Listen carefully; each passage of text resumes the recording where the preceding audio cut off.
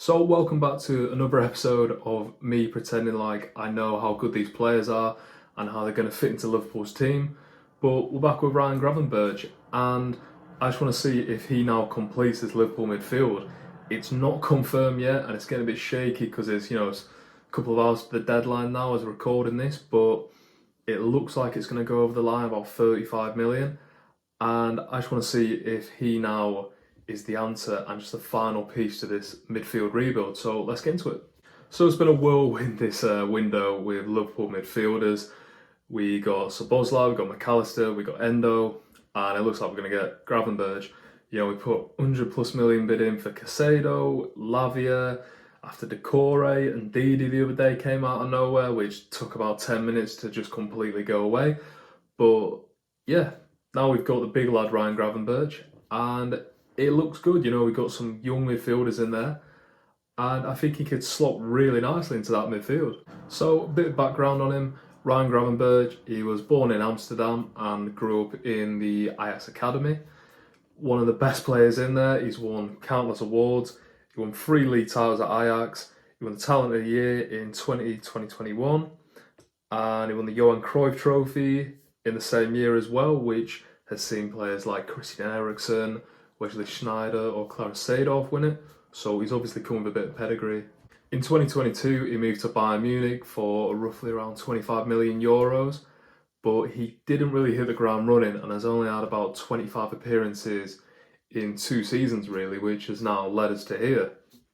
With stats from The Athletic, in his best season in 2021-22, he played most of his time as a central midfielder, about 59%, but then he played about 40% of his time in defence midfield. So, he's obviously going to be a holding, not really a box-to-box, maybe a bit more of a sitting midfielder behind McAllister and Szoboszlai, maybe next to Trent or Endo.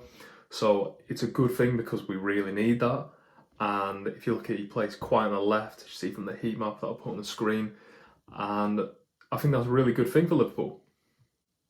We haven't really had a top left centre midfielder since Wijnaldum. I know Thiago does play there, he's fantastic, but just a bit of a powerhouse because from what I've read about Gravenberch, he loves to take the ball on. He's in 2021-22 again, like I said on The Athletic, he had about 3.9 take-ons per game, which was in the top 5% of the league. So it looks like he likes getting on the ball and progressing it up the field, which is only a good thing for a Jurgen Klopp team, really. But the midfield, just feels complete now. I mean, Szoboszlai looks fantastic. We all know what McAllister can do. Endo, still got high hopes for him. He's played 2 games with 10 men, so I'm not judging him anytime soon. And Gravenberch, because at one point he was talk of the town, massive lad in midfield for Ajax, looked fantastic. I remember when we played him a few years back and he looked really good. Then moved to Bayern Munich and just kind of lost track of him. He didn't really play that much. I don't think Tuchel really fancied him. I don't think Nagelsmann fancied him. So it'd be nice to see him kind of maybe be hungry to prove himself again, because we know Klopp is great with young players, just developing them, putting an arm around them and making them essentially feel wanted. And maybe that's not what he felt like at Bayern Munich. Or maybe essentially just needs to kick up the arse again and getting back into the form he was at Ajax. So I think it's a good thing for both parties really, and it can just add to this midfield. And I think this can really help Liverpool's top 4 hopes. And again, I just don't think title hopes is realistic. You never know, but I just think we really need a centre-back.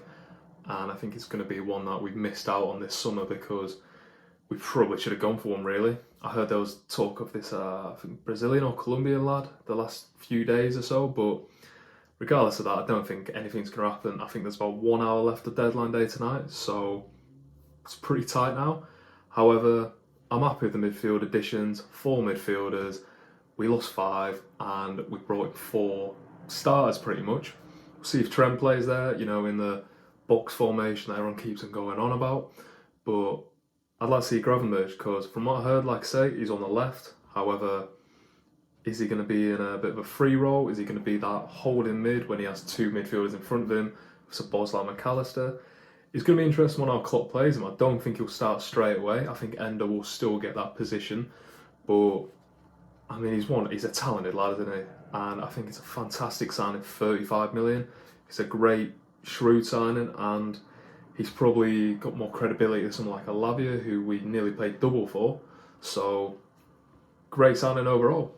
But yeah, that's all we got today. I'm excited to see him play. I love players that can take it, on the half turn and just drive through the midfield. He looks so powerful, he looks so athletic, he's so tall.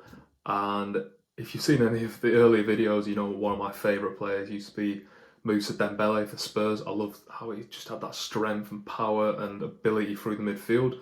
And you never know if Gravenberch can be something like that and just, progress these attacks, because we don't have a lot of athleticism in that midfield at the moment, because Szoboszlai, fairly athletic, McAllister, Endo, they're not unathletic players, but we don't have that just complete world-class athleticism that is just going to sometimes energise that midfield. But yeah, let me know what you think about Gravenberch, if he's going to be a top player or not. I think he probably will be, and I think he's just going to help our midfield even more.